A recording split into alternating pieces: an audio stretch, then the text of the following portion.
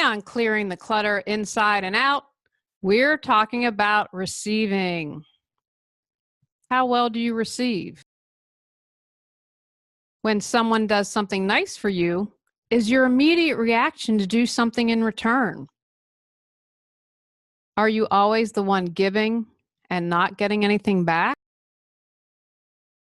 Learn tips to receive more fully as we continue our month focusing on love.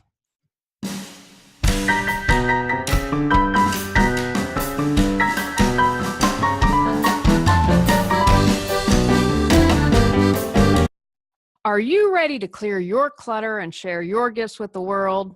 I teach you how to navigate the waters to declutter your life, get organized, and become more mindful. Every episode, I'll give you take action steps that you can easily apply to your life. Come on, let's get started.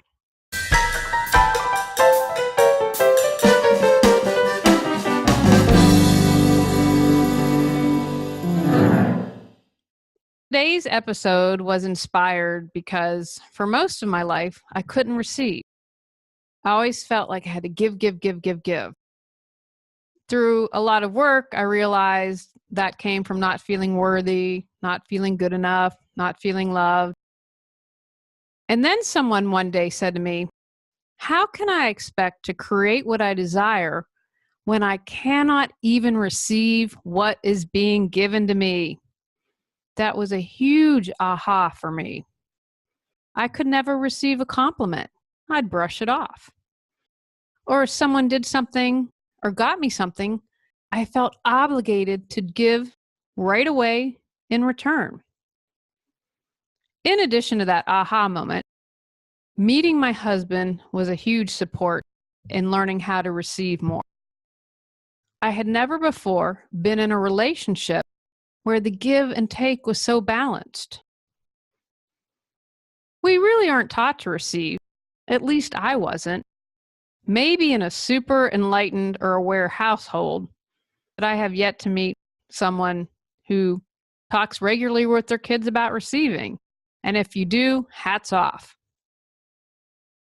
Can you receive a compliment? Or do you wave it off and immediately recite all your faults? If you get a gift, do you feel you need to give something immediately in return? If someone is kind and offers to support you, do you shoo them away? Why do we struggle to receive?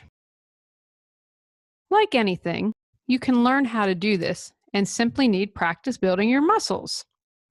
For some, giving more could make them feel like they are in charge and in control, while receiving could make them feel out of control. How many of you out there feel the need to be in control all the time? I used to be in control. I've learned through life, I'm not the one in control. I only have control over how I respond, what I think, what I say, what I do.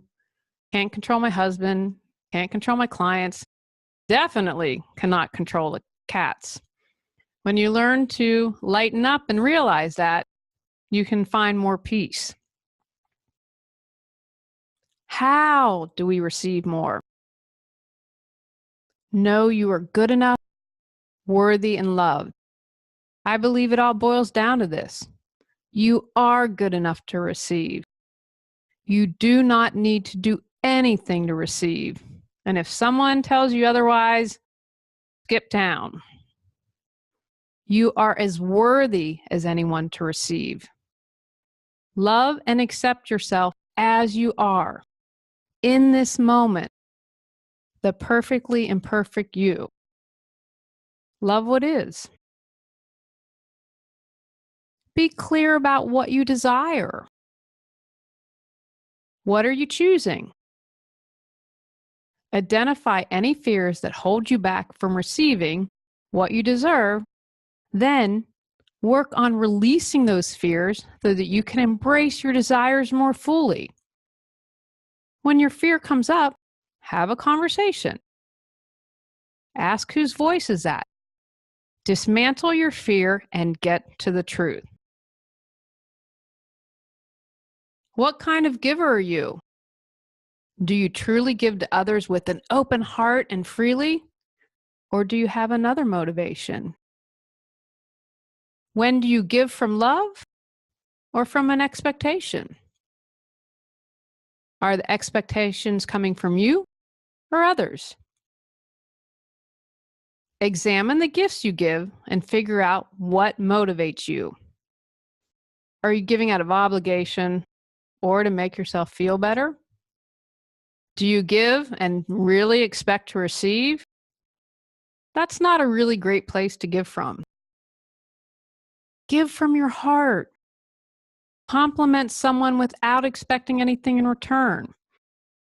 Practice giving openly. Remember, what you put out, you get back.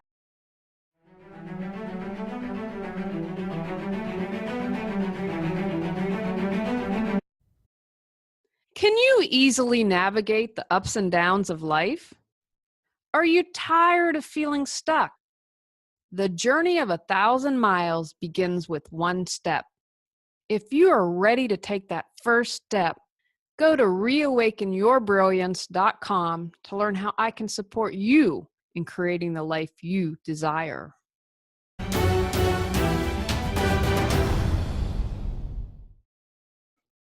When I don't give from my heart and from openness and give from a need that needs to be fulfilled or obligation, I am exhausted.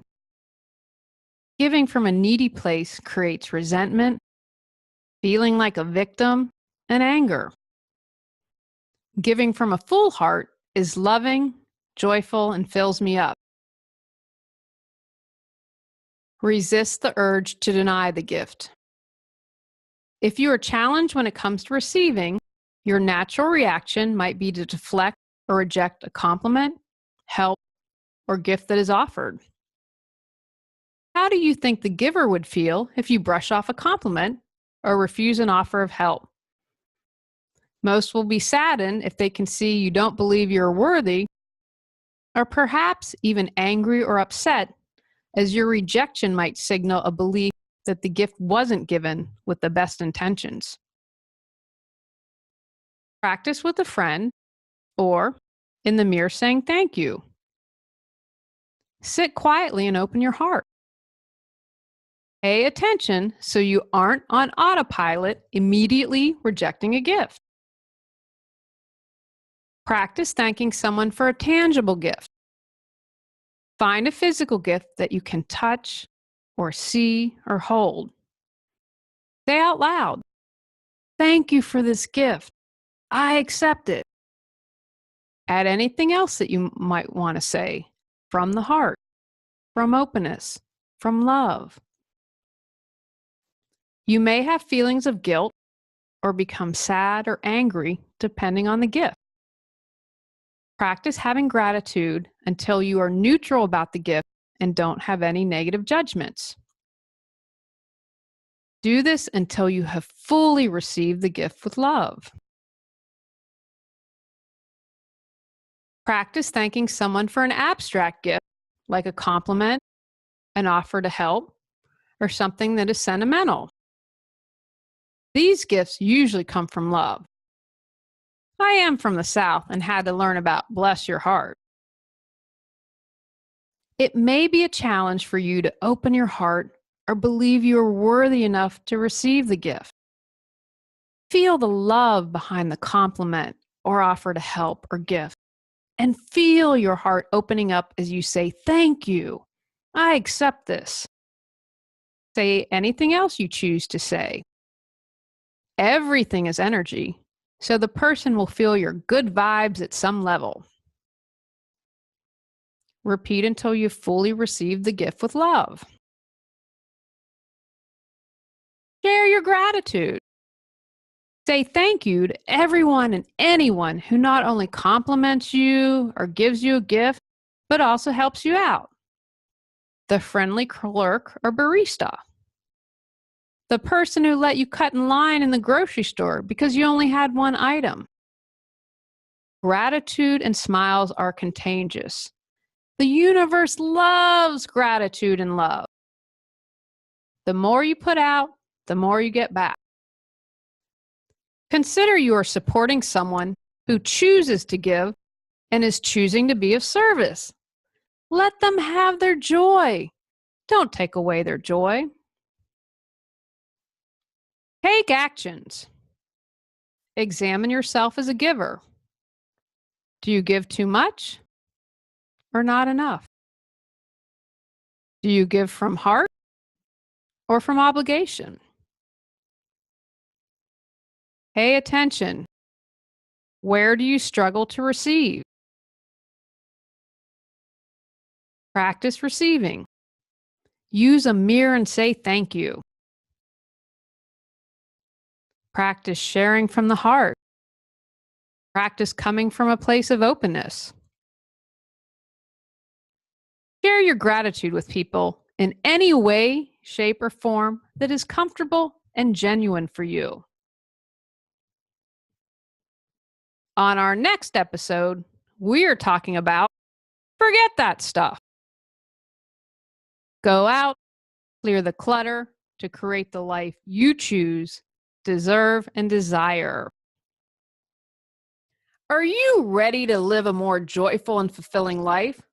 Sign up for our newsletter at reawakenyourbrilliance.com and receive a free copy of 10 Steps to Clearing the Clutter Inside and Out.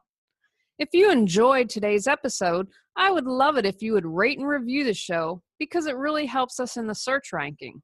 See you next Tuesday at 1 o'clock. Remember, when you clear your clutter, you can create the life you desire.